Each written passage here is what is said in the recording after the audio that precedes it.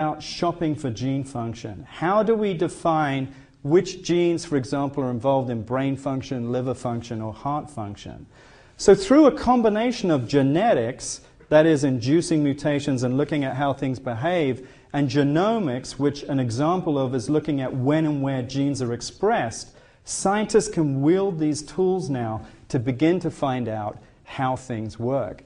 And what we found out from clocks in all organisms, and so this is what's truly related about clocks across all organisms, is they have the same architecture. And that is, clocks are composed of genetic regulatory loops, where positive components, this is a protein, switches on a gene. The gene is turned into a protein, which then switches off its own expression. This is a negative feedback loop that can generate an oscillation. And this is true in those tiny little cyanobacteria. It's true in fungi. It's true in plants. It's true in insects. It's true in mammals. This is the basic way in which oscillators have been built in vivo. And importantly, of course, light signals have to be brought into these oscillators so that our clocks can be trained in many organisms by light through the light-dark cycle, but also in a lot of organisms, clocks are entrained by temperature.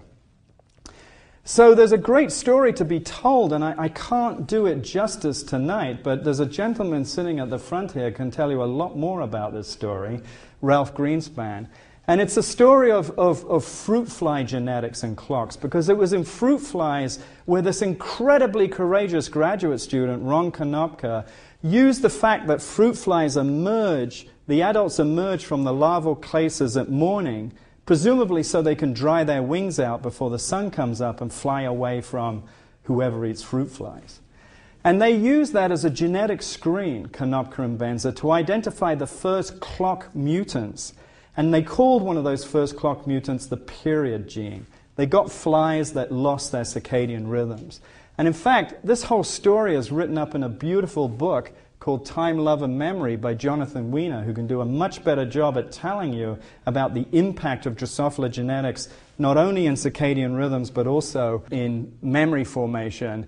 And Jonathan, interestingly, authored another fantastic book called The Beak of the Finch. It's a great story of how the fruit fly led the way. And what did we find from the fruit fly? Exactly what I told you before, which is clocks are made up of these genetic regulatory loops. And so the gene period is expressed in flies at night. It forms a partnership with another gene called timeless as a protein. And these two proteins go back into the nucleus and switch off the action of two other genes called cycle and clock. And that is basically how molecular oscillators are built in the fly. And interestingly, flies use a protein called cryptochrome that was first discovered in plants. But there appears to be cryptochromes in all kingdoms, another way in which evolutionary relationships can help us figure out how things work. And it's this blue light photoreceptor that helps entrain the fly clock. Now, of course,